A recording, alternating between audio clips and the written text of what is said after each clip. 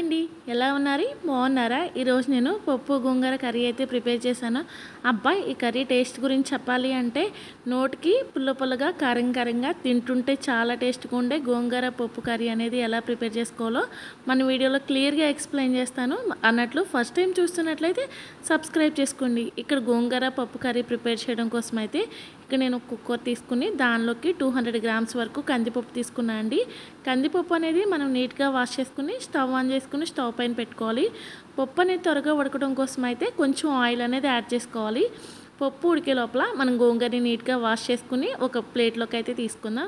అలానే medium size onions చిన్న చిన్న ముక్కలుగా కట్ చేసుకోవాలి. అలానే 4, 5 పచ్చిమిరపకాయలు. అలానే చెప్పడం మర్చిపోయా, పప్పు ఎంత వరకు వచ్చిందో చూద్దాం రండి.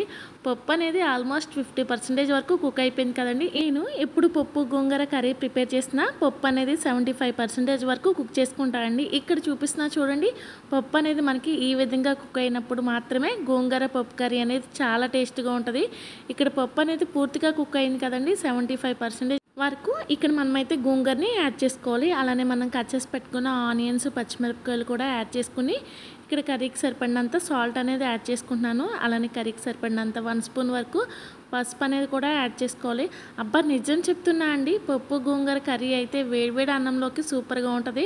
వేడివేడి అన్నంలో కొంచెం ఈ కర్రీ వేసుకుని కొంచెం నెయ్యి వేసుకుని తింటుంటే ఇంకేం కావాలి చెప్పండి. అలానే కర్రీకి సరిపడినంత కారం కూడా యాడ్ చేసుకుని అంతా కలిసే విధంగా మిక్స్ చేసుకోవాలన్నమాట. ఇక్కడ ఈ కర్రీ వండుతుంటేనే నాకైతే నోరూరిపోతుందండి. సూపర్ ఉంటుంది. ఈ రెసిపీని ఒకసారి మీరు ట్రై చేయండి. అన్నట్లు మన వీడియోని లైక్ చేయండి, సబ్స్క్రైబ్ చేసుకోండి. ఈ వీడియో కనుక నచ్చినట్లయితే వేరే వాళ్ళకి కూడా షేర్ చేయండి.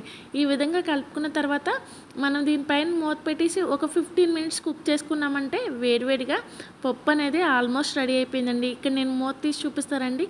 ఈ విధంగా అయితే మనం ఎప్పుడు గోంగూర పప్పు రెడీ చేసుకున్నా ఇలా కుక్ చేసుకున్నారంటే మరీ పల్చగా కాకుండా మరీ గట్టిగా కాకుండా ఉంటేనే గోంగూర పప్పు టేస్ట్ చాలా బాగుంటుందండి.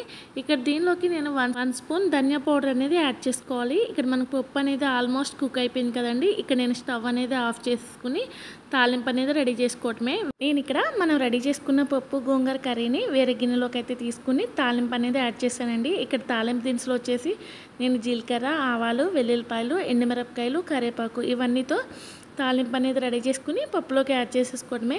పప్పు అయితే చాలా టేస్ట్గా ఉంది. ఈ రెసిపీని ట్రై చేయండి. అలానే మన ఛానల్ని ఫస్ట్ టైం చూస్తుంటే సబ్స్క్రైబ్ చేసుకోవడం మర్చిపోకండి. ఈ రెసిపీని ట్రై చేసినట్లయితే మీకు ఎలా కుదిరిందో కామెంట్ చేసేయండి. ఓకే అండి, ఈ రోజుకి నా వీడియో బాయ్.